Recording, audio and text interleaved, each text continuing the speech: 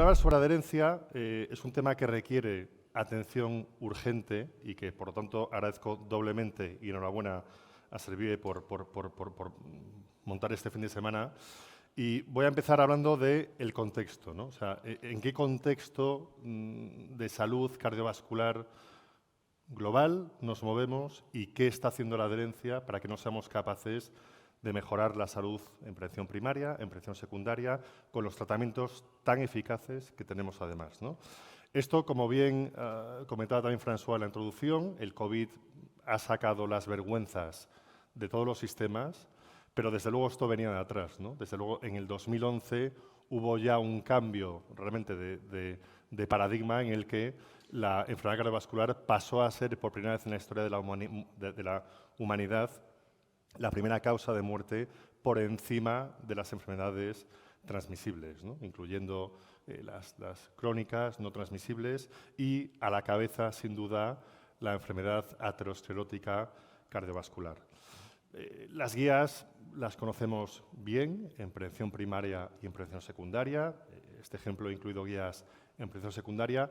Básicamente tenemos que tratar que una vez atajado el problema agudo, tenemos un problema crónico, son tratamientos de por vida, tratamientos complejos, múltiples medicaciones. Pensad también que en el contexto de la cardiopatía isquémica, por ejemplo, el paciente puede no tomar ninguna medicación y al día siguiente del alta se va a casa con 7, 8 pastillas al día. Es de los pocos contextos en los que pasa esto en medicina. Básicamente tenemos que mejorar estilos de vida con lo duro que esto es, comportamiento, y cambiar para que los pacientes, o facilitar, mejor dicho, a los pacientes que sean adherentes el resto de su vida. Esto es también un comportamiento. La adherencia es un comportamiento y por eso es tan complejo, tan difícil de modificar y tan difícil de medir también en ensayos clínicos. Si vemos cómo lo estamos haciendo, no lo estamos haciendo bien. Todos conocéis estos datos del Euroaspire, donde comparando el 4 con el 5 vemos que todos los estilos de vida, comportamientos, tabaquismo, sedentarismo, dieta, obesidad, no conseguimos cambiar comportamientos y en los factores de riesgo que tenemos tratamientos tremendamente eficaces, pues no ha habido gran mejoría. 45% de pacientes hipertensos y en el último Euroaspire 36% de pacientes por encima de LDL de 100, que sabéis que ha habido gran cambio también en los últimos años, por lo tanto, peor controlados cuanto más bajemos, que es lo que las guías nos dicen que hagamos, pero el mundo, la desconexión entre guías y mundo real es esto un poco lo que pone de manifiesto, ¿no? Cuando entramos ya un poquito más detalle en la parte de lípidos, veis que a pesar de que el 84% en Europa al año de un infarto los pacientes estaban tratados con lípidos, solamente el 32% estaban en objetivo, ¿no? Objetivo que en este momento era de 70 miligramos por decilitro y que de aquellos que estaban con estatinas de alta intensidad, solamente el 36% estaban en objetivos. Por lo tanto, esa desconexión entre prescripción y control se explica en gran parte por la falta de adherencia. Vale, el último estudio que tenemos, europeo, de registro de comportamiento y manejo de pacientes en prevención primaria, en este caso también, y secundaria, es el Da Vinci, lo comentará Luis también creo después. Básicamente es interesante porque vio diferentes contextos de pacientes, además vio cómo estaban tratados de forma bastante profunda y también incluyó límites de control según las guías del 19, que esto era una novedad con respecto a estudios previos, ¿no? Básicamente encontró que solamente el 52% de los pacientes estaban con estatinas de alta intensidad. Preocupante que solo el 9% estaban también con tratamiento combinado con ezetimiba y 1%, por ejemplo, aquí con inhibidores de PCSK9, ¿no? Cuando vemos los niveles de control, 54% según las guías del 16, de 70 y 33% según las guías del 19, mucho más restrictivas. Cuando vemos la media de control en diferentes subgrupos que conformaron el estudio Da Vinci, veréis que con las guías de 55 del 19 nos quedamos lejísimos, pero nos quedamos lejísimos también incluso con las guías de 16. Por lo tanto, la sensación que nos da es que el mundo académico, los resultados de los ensayos clínicos se están moviendo en una dirección que son cada vez más restrictivos y más exigentes, pero la población se nos escapa por el lado contrario, ¿no? Entonces tenemos que intentar armonizar un poco lo que está pasando, estar más cerca de los pacientes y ver dónde estamos fallando para que tratamientos tan eficaces no hagan el efecto que queremos que vean, ¿no? La adherencia es un problemón global. Tenemos que creernos los datos de falta de adherencia, por mucho que nos duela pensar que el 60% o el 50% de nuestros pacientes no hacen lo que les pedimos que hagan en cuanto al tratamiento farmacológico. Hay múltiples estudios. Pensad directamente que el 50% de los pacientes a los 6 meses de un infarto abandonan parcial o totalmente el tratamiento. Esto es complicado de asumir, pero cuanto antes lo asumamos, creo que antes podremos empezar a poner remedio e interiorizar lo que está realmente pasando, ¿no? Esto es un estudio algo más reciente, 19.000 pacientes por encima de 65 años en Estados Unidos, donde a los 90 días del infarto, pacientes en prevención secundario, solamente el 40% eran totalmente adherentes. Fijaros las estatinas y quedaros con este dato, 63% adherentes a estatinas. Este dato se replicó totalmente en otro estudio en prevención secundaria. Aquí tenéis en el 2014 63% de nuevo, datos perfectamente consistentes, mejor que los creamos, donde se ha visto que en prevención secundaria teníamos un 60% de adherencia a estatinas y en prevención primaria no llegaba a un 40%. Por lo tanto, insisto, bienvenida sea la innovación terapéutica en todas las áreas, pero trabajemos también para que los pacientes sigan los tratamientos que ya sabemos que funcionan correctamente, ¿no? Más estudios en Estados Unidos, también pacientes post-infarto de miocardio, y es interesante ver el comportamiento dinámico de la adherencia, ¿no? El paciente asustado al mes del infarto se lo toma todo, pero según va pasando el tiempo, pierde el miedo, olvida el evento, se vuelve menos adherente, abandona el tratamiento, se encuentra con un pastillero imposible, se encuentra bien y deja de tomar el tratamiento, ¿no? Y este estudio es interesante porque demostraba cómo pacientes postinfarto a los 6 meses había un 60% de adherencia, de alta adherencia, que disminuía hasta el 40% a los 2 años, y lo mismo pasaba con se bajaban las dosis de las estatinas. Esto veréis que no tiene casi ningún sentido. O iban bajando la adherencia, abandonaban el tratamiento, aumentaba también con el tiempo, o realizaban otros cambios con el tratamiento. Esto que vemos en estudios de mundo real, estos serán estudios con prescripción electrónica, pensemos que esto está pasando también en ensayos clínicos prospectivos aleatorizados, que no voy a entrar aquí porque no tenemos tiempo, pero habría que ver si un estudio con una adherencia perfecta cambiaría el outcome primario de los estudios que se están haciendo, que se ha estudiado en algunos casos y da miedo comprobar que por ahí pueden ir los tiros. Estos son estudios válidos de Courage, Freedom, pacientes diabéticos, aleatorizados a revascularización percutánea o cirugía, perfectamente seguidos, donde se ve que solamente el 20% en los 3 cohortes prospectivos, son pacientes que entraron en ensayos clínicos seguidos muy de cerca, solo el 20% conseguía controlar los factores de riesgo. Por lo tanto, un control en el mundo real y también en el mundo del contexto de los ensayos clínicos terrible, ¿no? Causas, hablaba François, esto, como decía, son un poco los datos que decía. En Estados Unidos, 194.000 muertes, en Europa, 194.000 muertes, en Estados Unidos, con el envejecimiento de la población, con los pacientes polimedicados, con la pluripatología, etcétera, esto va a ser el pan nuestro de cada día. Por tanto, hagamos algo para mejorar la adherencia terapéutica. Como decía, 300.000 millones de dólares en costes directos e indirectos en Estados Unidos, que es el 13% de lo que el gobierno de Estados Unidos se gasta en sanidad cada año. Merece la pena pensar qué podemos hacer. Como decía, ¿Por qué? Las causas, bueno, son comportamientos, el miedo tiene mucho que ver y veremos otras muchísimas causas. Causas que tienen que ver con factores socioeconómicos, los pacientes que viven solos son menos adherentes que los pacientes que viven acompañados, la mujer o el marido que le recuerda a su pareja todos los días tómate, con los hijos, al abuelo, los nietos, tómate el pastillero, se lo preparan cada semana, eso hace que los pacientes sean adherentes. La depresión, lo hemos estudiado en profundidad, es uno de los factores que mejor predice la falta de adherencia. Continuamente hemos visto también consistentemente que el número de pastillas y la complejidad terapéutica es consistentemente predictor de falta de adherencia, cambios de regímenes, efectos secundarios, preconcepciones del paciente, relación médico-paciente. Os voy a dar 3 pinceladas, porque no tenemos tiempo para entrar en todo, pero que son interesantes, ¿no? Uno, el efecto de la adherencia de la bata blanca, ¿no? Los pacientes que vienen a vernos a la consulta, en el mejor de los casos, que le preguntemos si estamos tomando las pastillas, nos van a responder que sí, porque la semana antes de venir a vernos, igual que cuando uno va al dentista, se cepilla la boca 7 veces al día, tienden a tomarse las pastillas todos los días. Por tanto, no nos está mintiendo, pero no representa el comportamiento crónico adherente del paciente. Tenemos poco tiempo con los pacientes, lo sabemos, y menos que vamos a tener.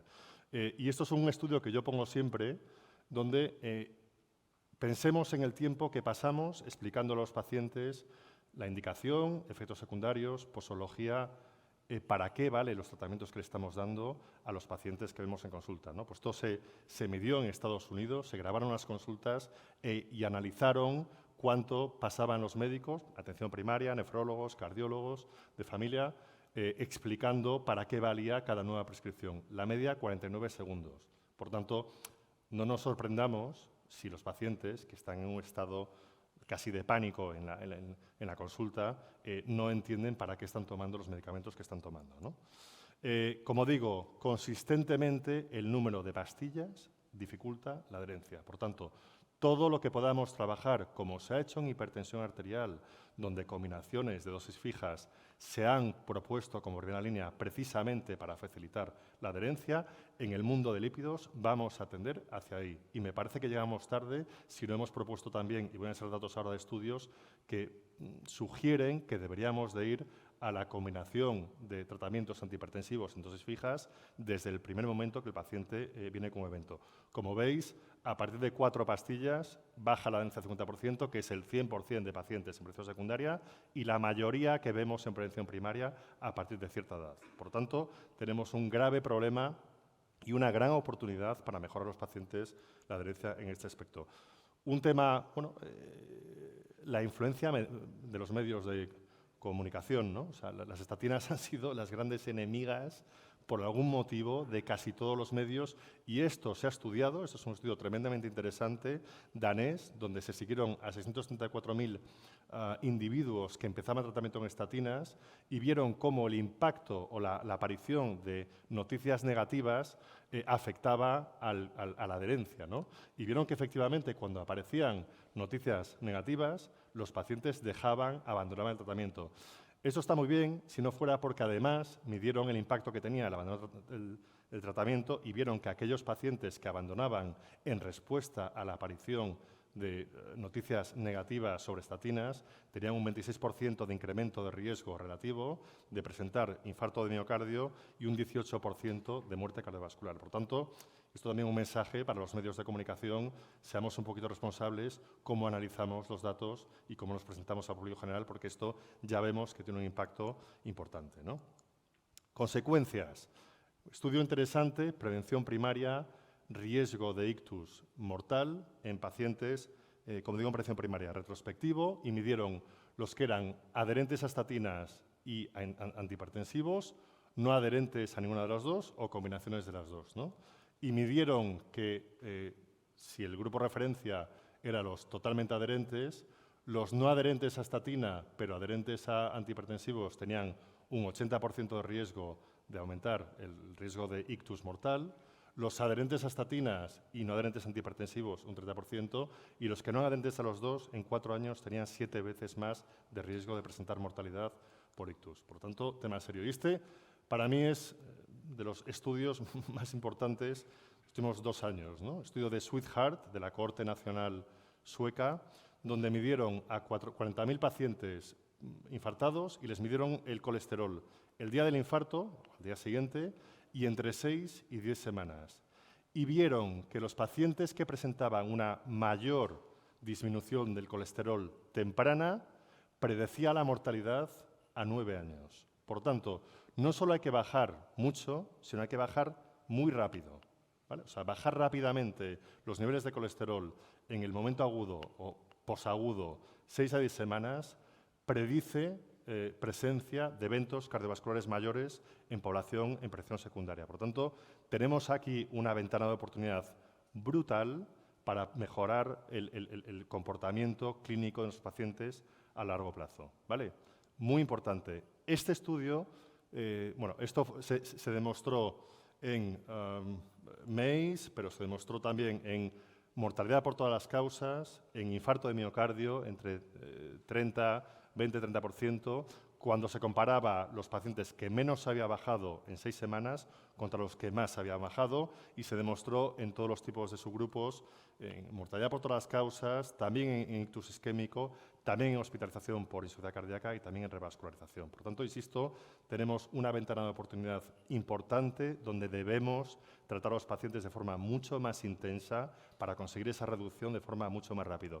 Y la editorial que acompañó a este paper en el European Heart Journal hablaba de que hay un cambio de paradigma, efectivamente, de la estatina de alta intensidad de monoterapia al tratamiento combinado hipolipemiante y el tratamiento individualizado para los pacientes, donde pacientes que de inicio era el primer evento eran naïf, había que ya obligatoriamente prácticamente indicar de entrada estatinas y ezetimibe, al igual que se hace en hipertensión. Y esto no ha generado ningún tipo de debate clínico ni académico, o sea, bajarlo cuanto más mejor y siempre reforzar la adherencia en pacientes que vemos que no estamos teniendo el control que queríamos. Bueno, ¿cómo gestionamos este contexto, este mapa, ¿no?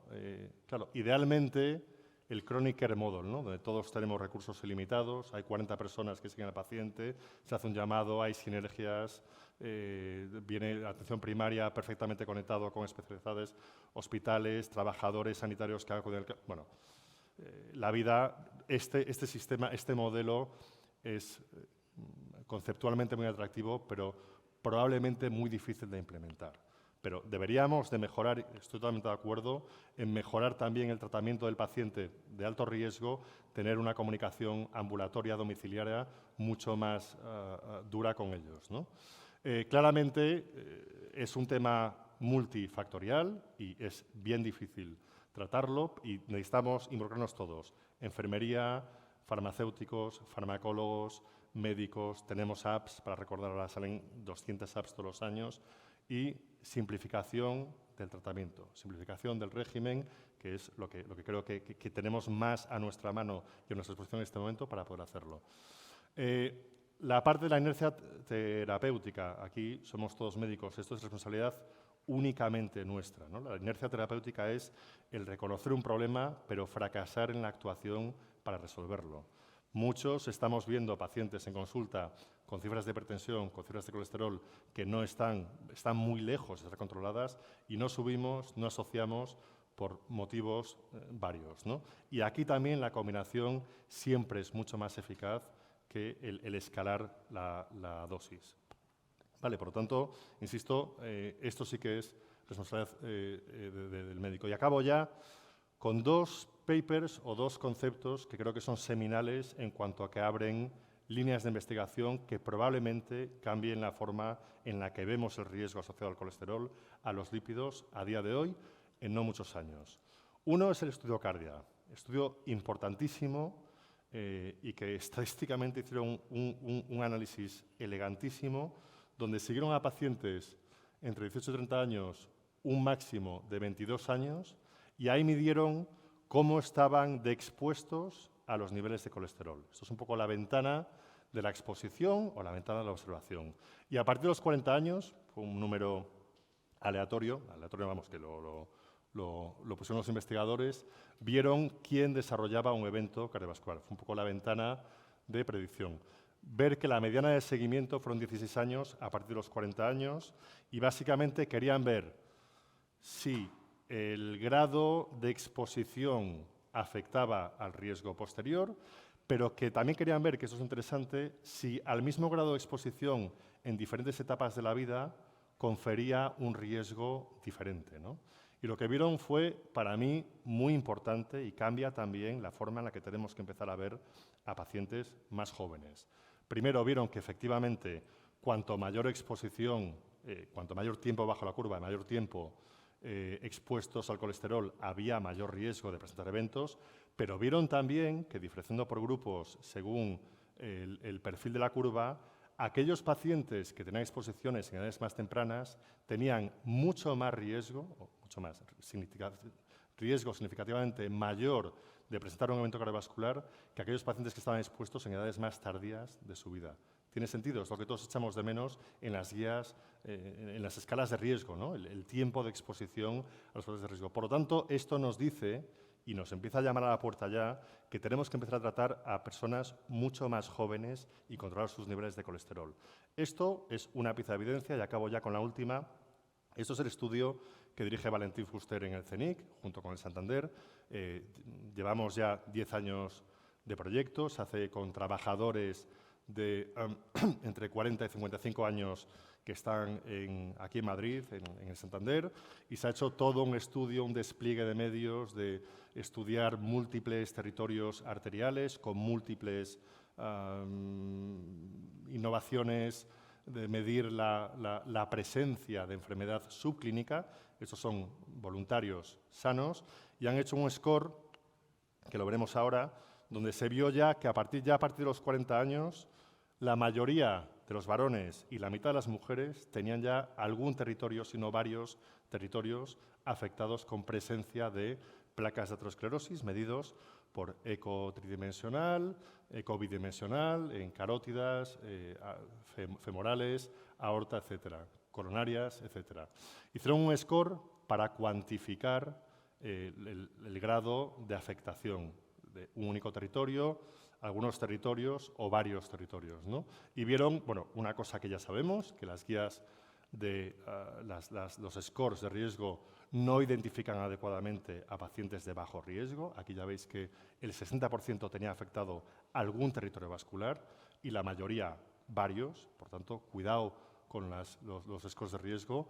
Y segundo, y para mí esto es el siguiente paradigma que tenemos que empezar a plantearnos, es si los niveles de colesterol LDL normal en prevención primaria son normales o ya empiezan a ser seriamente patológicos, ¿no? Porque fijaros que a partir de 60-70 colesterol LDL y de forma lineal aparecía afectación territorial vascular en diferentes territorios. Y esto, evolutivamente, y esto es una slide que le pongo siempre a los alumnos de medicina, tiene mucho sentido, ¿no? O sea, los mamíferos, los primates, los bebés y nuestros antepasados que comían bayas, no comían grasas y tenían que correr días detrás de su comida para poder acceder a grasas, esos genes son los que tenemos ahora nosotros, pero en un estado de sedentarismo y de exceso de grasas, posiblemente estos grados sean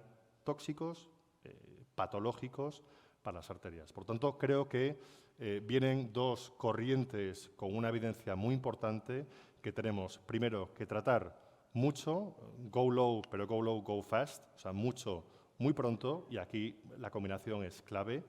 Tenemos que tratar a pacientes más jóvenes y tenemos que empezar a ver si los niveles de colesterol normal son los adecuados o tenemos que ser más estrictos también en prevención primaria. Y para esto, y esta ya es mi última diapositiva, se ha puesto en marcha el estudio PRECAT, donde podéis ver que son pacientes a partir de 35 años y van a ver con criterios bastante estrictos de colesterol, tratamiento con atorvastatina 20 y van a ver si hay diferencia en el control de presencia de eventos mayores cardiovasculares.